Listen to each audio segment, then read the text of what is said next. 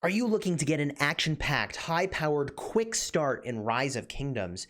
In this video, we're going to compress our guidance from over 850 videos and over 700 days played down to one 10-minute beginner's quick start guide. So strap yourselves in if you're looking for the very best guidance in how to start fast and start well in Rise of Kingdoms, because we're going to deliver.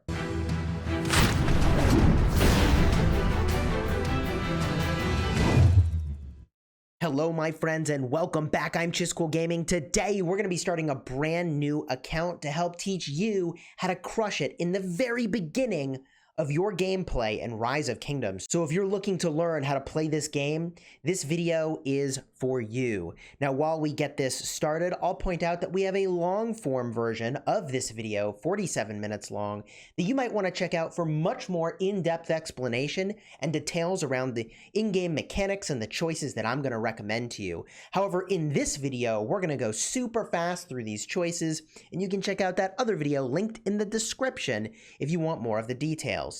Now, for your starting civilization, they're going to suggest Rome. However, I would recommend you instead go with either Britain or China. My top pick for you is going to be Britain. The bonuses here are fantastic. We're going with Britain. We're going to skip through this portion of the tutorial, and it's going to run you through some rails here to teach you the basics of the game. I'm going to snap my fingers, and we're going to skip to where this is complete. Okay, we've just finished the tutorial. Let's get right into it.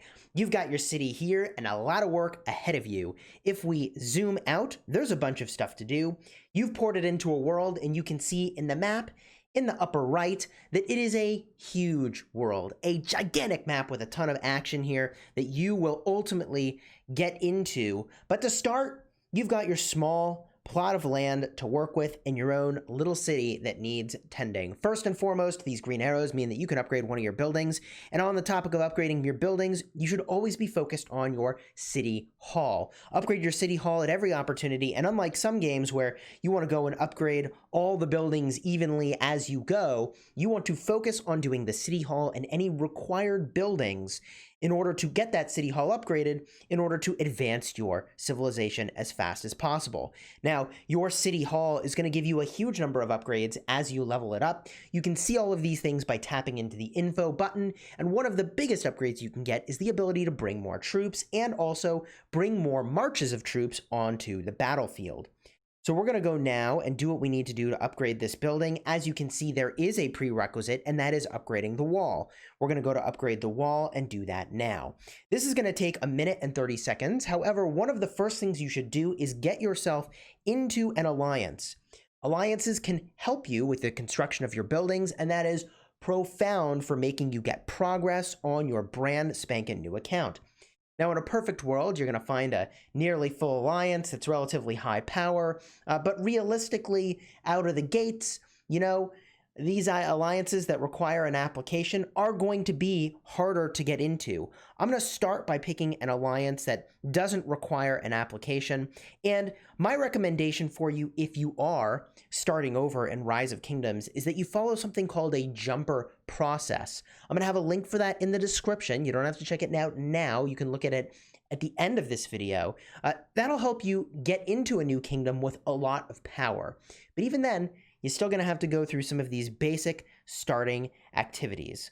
So we've now joined an alliance, and because we've done that, we can request help. Now you can see our alliance is located all the way over here. The game is recommending that we use a beginner's teleport to get near to our alliance. Now, it's debatable if I really want to teleport next to this alliance, but for the sake of showing you how to teleport in this video, you can see that you tap this button in the upper left, you tap the city teleport button, and you can go wherever you want to go here. Now, this is expending one of the most precious starting items that you can get called a beginner's teleport. This actually lets you jump between kingdoms. This is not something I would recommend that you normally use to go near the group of folks that you think you want to play with. Instead, you'd be more interested in potentially a territorial teleport, but that is a slightly more advanced topic. In this case, we're going to teleport over here just to show you exactly how that goes. And we're going to get back to upgrading the buildings in our city. Our wall has been upgraded, and now we can upgrade our city hall. We'll select to get help here. Now, one thing you'll notice is that currently I can only upgrade one building at a time. One of the first items that you're going to want to use is this builder's recruitment item. This is going to allow you to upgrade 2 buildings at the same time, and it's absolutely worth it. As you rank up your VIP level, which is something that gives you extra rewards for the duration of time you've been playing the game, or if you buy bundles, or if you're in an alliance that's buying bundles, you get more VIP, you get a bunch of boosts. One of those boosts at VIP 6 is the ability to have 2 builders all the time.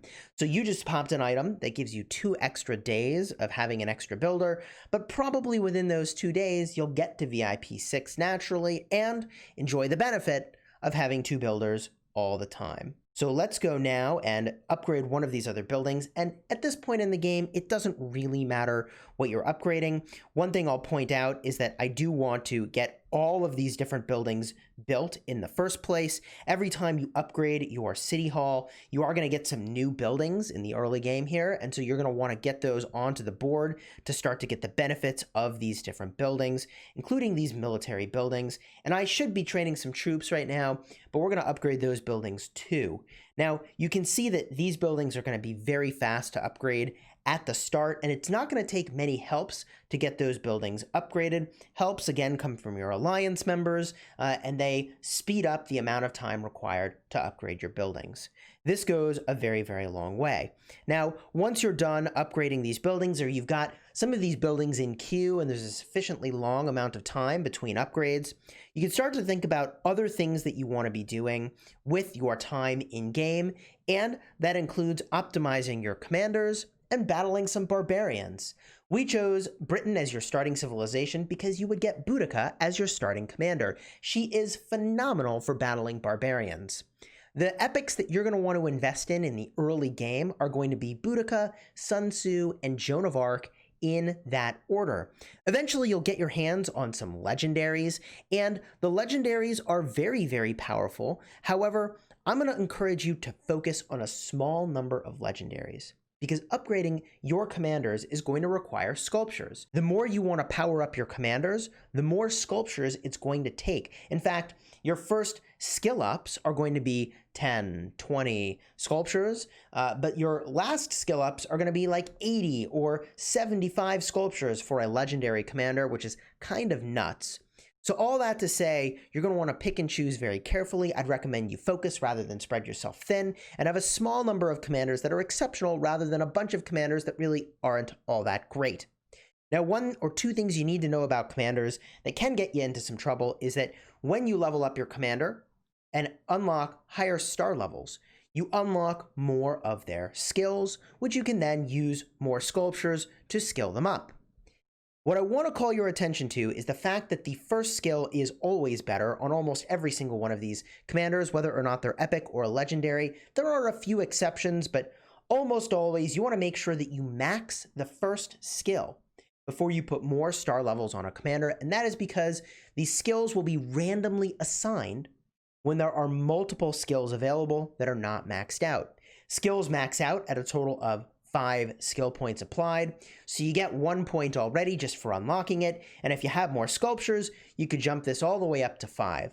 So I would recommend with your legendaries and your epics, you take the first skill to 5, then take them to 2 stars using star sculptures, and from there, you're in really great shape. And we've got more detailed guides about every commander to give you the most optimal route for unlocking their skills and which ones you should max out before you proceed. So with all of that said, let's actually go and spend some of that green stuff all the way in the upper left here called action points. Action points allow you to do things like battling barbarians, which give you free rewards. It's pretty much free. You just got to go and select a barbarian, you bring the troops that you have, march, and you see I spent 50 action points in this case to battle this barbarian. Now my troops are going to get weaker as that happens. I hope I can actually win this fight. I need more troops. Might have to speed some of those up, but you're going to want to spend down your action points at every opportunity in Rise of Kingdoms. And What I want to encourage you to do is use your naturally regenerating action points represented by this green bar. You're also going to get a lot of action point potions, and you're going to want to hold on to those so that over time you can use them for special events to claim prizes and win those events. Speaking of which, if we go and look, there's a bunch of events that you're going to want to get done in the earliest days when you join a kingdom. Those events include the Rise of Kingdoms starting events, and over the course of 5 days, new quests will become available for things as simple as, hey, just log into the game, build some stuff, upgrade and explore around the world, and we'll show you how to explore really well in just a moment. Another event you're going to want to pay close attention to is simply Who Will Reign Supreme. This is an event where you get rewards for gaining power, and the rewards are actually pretty awesome if you can go and get a lot of power, 1.5 million, in the amount of time that's provided. In this case, it's a 6-day event. I mentioned earlier that jumper process, and that's something you'll want to check out linked in the description if you do want to have a really high chance at completing this, potentially without even doing any spending. There is another event here, the Hero Returns, and you get to spend some amount of the currency that you will ultimately earn in this event to go and get the rewards over here. So once this top event, Rise of Kingdoms, has completed, you can see in this chest you're going to get some emblems of loyalty. You'll use those in the Hero Returns to get some extra goodies, which is pretty awesome. So now we've talked about commanders, we've talked briefly about buildings. The next thing we want to talk about is exploration. There are a ton of free goodies that you can get while you explore the map in Rise of Kingdoms. One thing that you can do is you can go into your scout building, you tap the little scout icon on the right-hand side there, and you can hit explore. The game is going to make a recommendation to you for the nearest unexplored territory that you could go send a scout to. I'm going to have a recommendation for you here, which is going to be to pick the territory that your scout explores on your own. So in this case, as an example, I might choose this territory over here, send my scout. Once the scout has completed exploring this area, I will manually select for the scout to go to the area adjacent to it, to the area adjacent to that, and so on. This is going to be a lot faster than going into your scout center every single time and telling your scout, oh, hey, you tell me where to go, game. What is the nearest to my city unexplored fog rather than the nearest to my scout?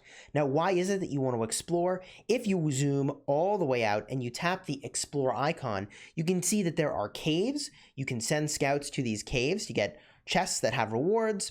There are also other things you can find, like tribal villages, which can give you a lot of technology, very valuable in the early game in Rise of Kingdoms. We'll cover technology in just a moment.